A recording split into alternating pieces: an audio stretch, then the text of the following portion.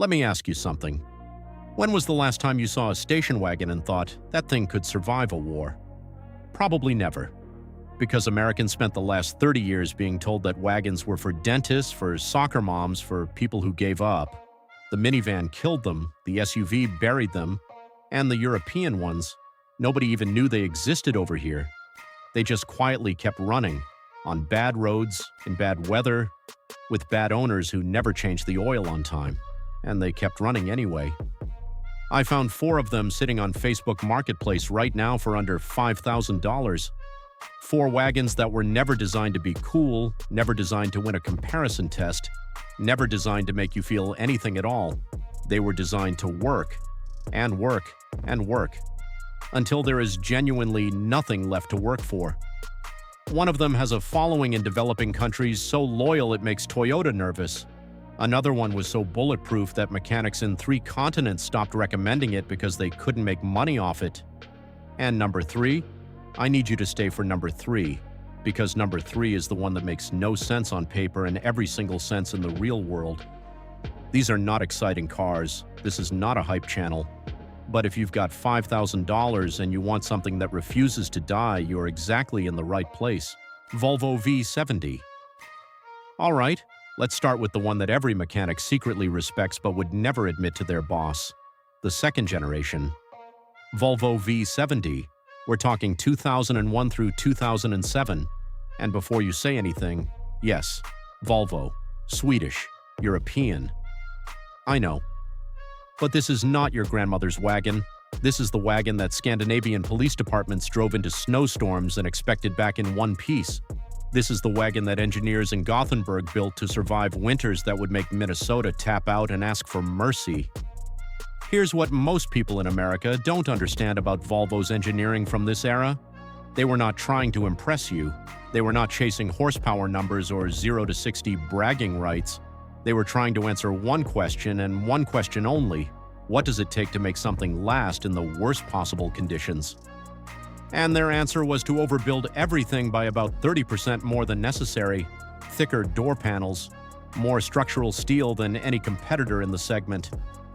A safety cage so rigid that crash test engineers looked at the data and asked if they had done it wrong. Now under the hood, the real treasure is the 2.4-liter 5-cylinder. This engine, in its naturally aspirated form, is one of the most unfairly ignored motors in the history of modern vehicles.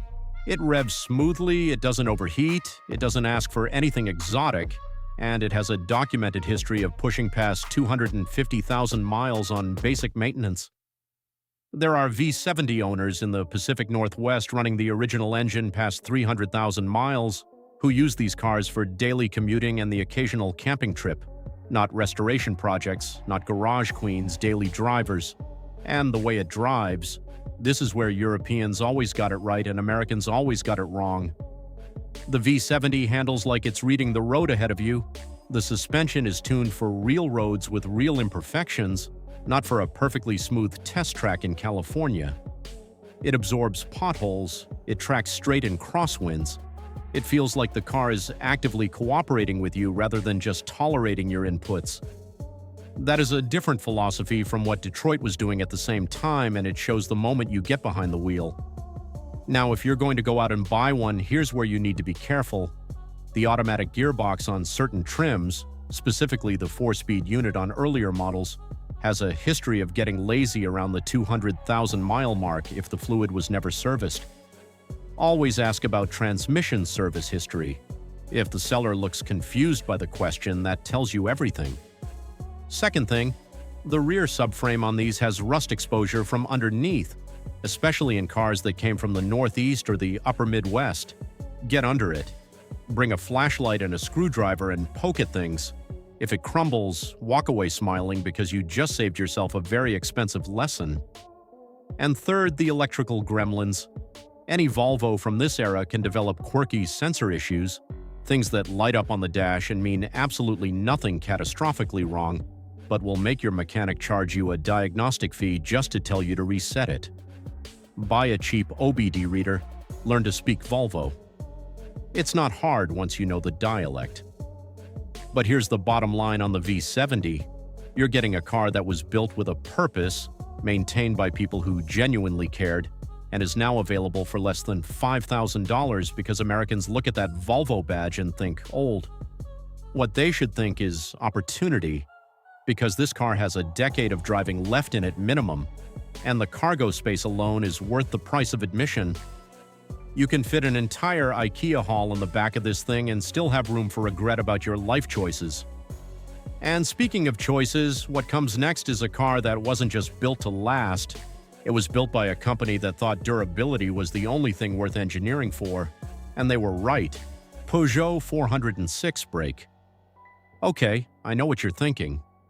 Peugeot in America? Stick with me. Because the Peugeot 406 brake, and brake is just the French word for wagon, which is perfect because they break nothing, is one of the most misunderstood, most undervalued, most quietly exceptional cars you can buy for pocket change right now. And the reason most Americans have never heard of it is the same reason it's so cheap. Peugeot left the United States market in 1991 and never came back. Which means no hype, no nostalgia, no YouTube restoration channel with 1 million subscribers keeping prices artificially high. Just a very good car sitting at a very low price because nobody over here knows what they're looking at. The 406 brake was built from 1997 through 2004, and during that time, Peugeot was doing something that almost no other European manufacturer was doing. They were engineering for the African and Middle Eastern markets simultaneously. This matters more than you might think, because designing a car that has to survive the Sahara and also survive a French winter is essentially designing a car for everything. You can't cut corners when your design brief includes potholed mountain roads in Morocco and sub-zero temperatures in Lyon. The result is a car with a chassis so sorted, a suspension geometry so intelligently tuned, that automotive journalists at the time called it the benchmark for the class. The engine you want, and this is non-negotiable, is the 2-liter naturally aspirated gasoline unit.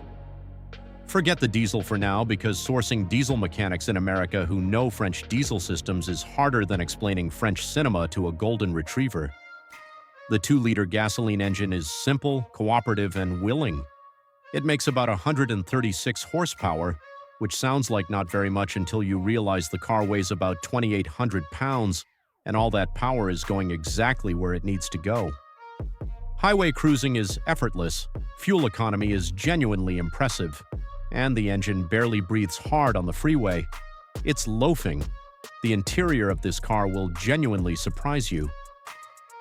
French designers at Peugeot in this era had an obsession with driver ergonomics that bordered on philosophical. The seating position is perfect. The controls fall naturally to hand. Everything is where your instincts tell you it should be. This is not the case in every European car from this period. Some of them required a user manual and a cup of coffee to operate the climate control.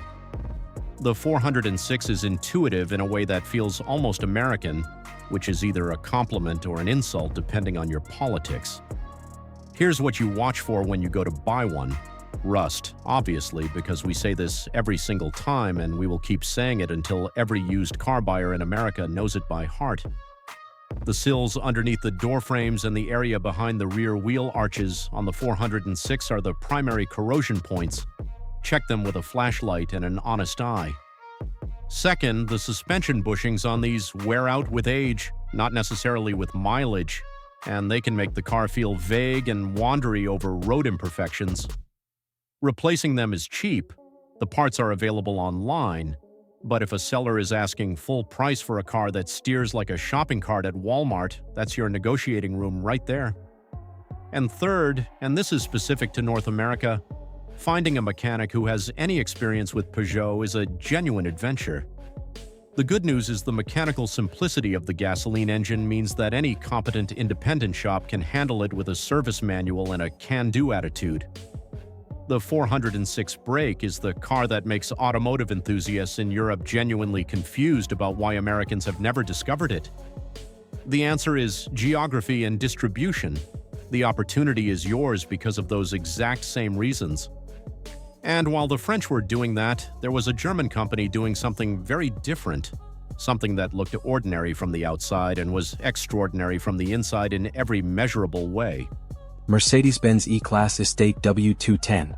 Now we're talking. The Mercedes-Benz E-Class Estate, W210 generation, 1996 through 2002. And yes, I said Mercedes. Under $5,000. And no, I am not losing my mind. The W210 depreciated so hard when the W211 came out that entire fleets of these things got sold for pennies at fleet auctions and absorbed into used car markets across the country. Good news for you. Really bad news for Mercedes dealers who were trying to sell the new one. Let me tell you what Mercedes was doing in the mid-90s when they built this car. They were in the middle of an engineering arms race with BMW over who could build the most mechanically over-engineered luxury sedan in the world. And while that battle was happening at the top end of their lineup, the same engineering philosophy trickled directly down into the E-Class. The result is a car built to tolerances that most manufacturers today would consider completely unnecessary. Mercedes in this era was running the same components through test cycles 3 times longer than regulatory requirements demanded. Not because anyone told them to, because the engineers thought anything less was embarrassing. The platform is a proper ladder-adjacent chassis with rigidity numbers that impressed structural engineers when it was tested. The suspension is Mercedes multi-link setup, fully independent, front and rear, tuned for a blend of comfort and precision that the Germans call the right balance, and that Americans call, why does this 20-year-old car ride better than my new truck? It does. It absolutely does. Engine-wise, the one to find is the E320 with the 3.2-liter M112 V6. This engine is a masterpiece of 90s German overbuilding. It's got timing chains, not a timing belt, chains so you don't have a ticking deadline hanging over the relationship from day one. It produces 221 horsepower from the factory, which in a wagon that weighs around 3,800 pounds gives you all the real-world performance you will ever actually need. This is a car that will merge onto a highway without drama and cruise at 80 miles an hour without making any sound that suggests it knows it's working.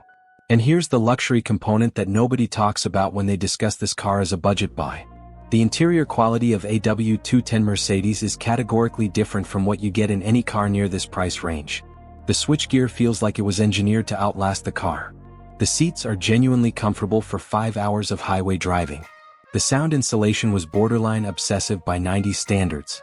You are not buying a luxury car at a used car price.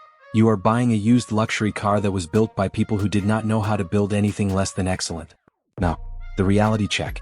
Because the W210 has a reputation, and that reputation has to do with rust. Specifically, the rear subframe mounting points and the floor beneath the battery tray are the 2 places where corrosion happens first and worst.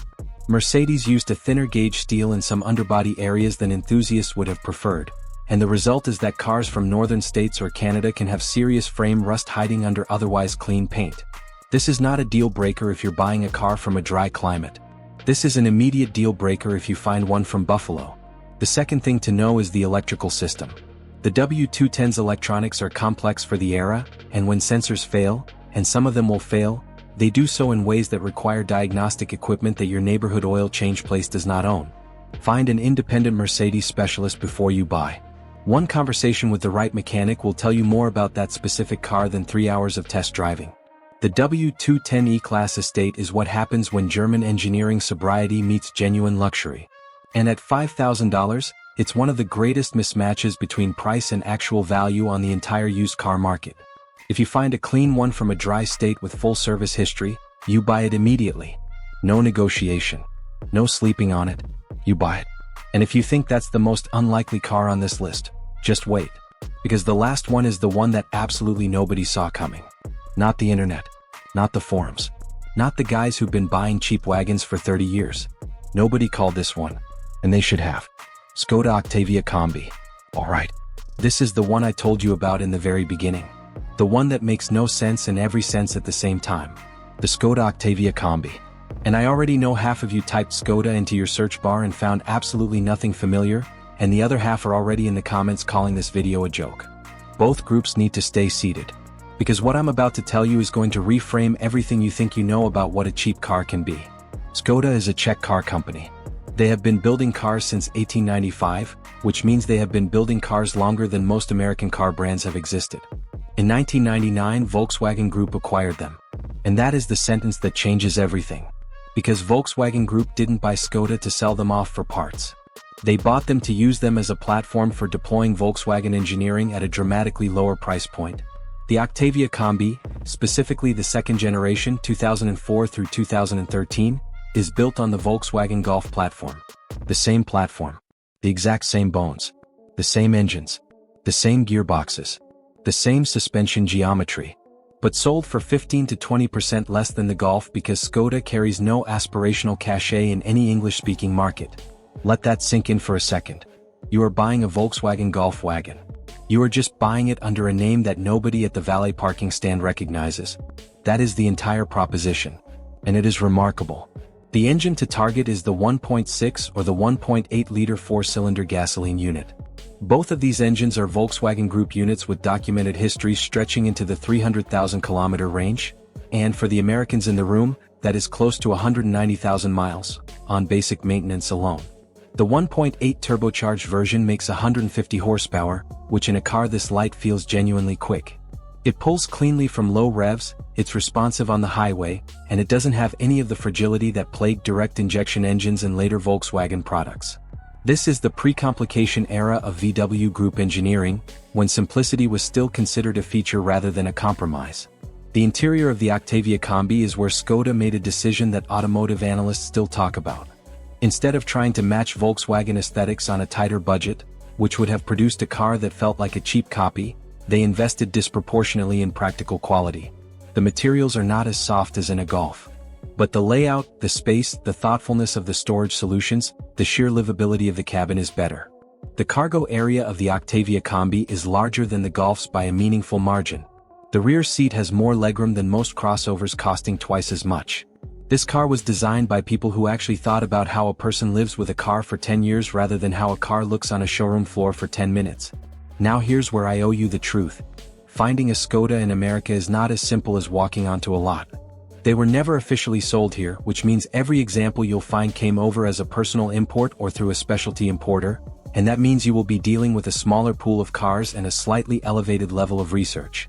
The flip side of that is that every Octavia Combi you find in the United States was brought over deliberately by someone who knew what they were buying and cared about the car.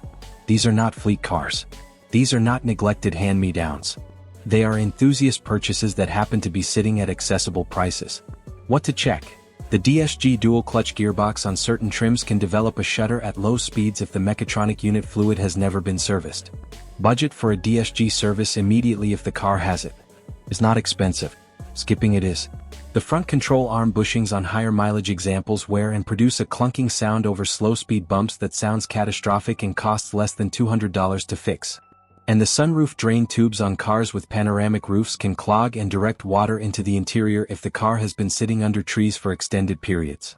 Pull the trunk carpet and check for dampness in the spare tire well. If it's wet, it's a negotiating point. If it's soaking, it's a walk away. But here is the truth about the Skoda Octavia Combi. You are buying Volkswagen Group engineering at a fraction of the cost of a Volkswagen, in a body shape that is more useful than a Golf, from a car company that built its reputation over 120 years on making things that work. The badge means nothing. The engineering means everything. And in a world where badge premium is eating 30% of every used car transaction, buying the car without the badge is not settling. It's strategy. So there they are. For European station wagons. For different countries. For different philosophies. All of them under $5,000. All of them built to a standard that makes most of what you see on American lots look disposable. The Volvo that thinks safety is a religion. The Peugeot that was designed for roads that don't exist on American maps. The Mercedes that brought German obsession to a price point no German would have predicted. And the Skoda that figured out the smartest move in the used car market is to not have anyone recognize your name. None of these cars are going to get you noticed at a traffic light.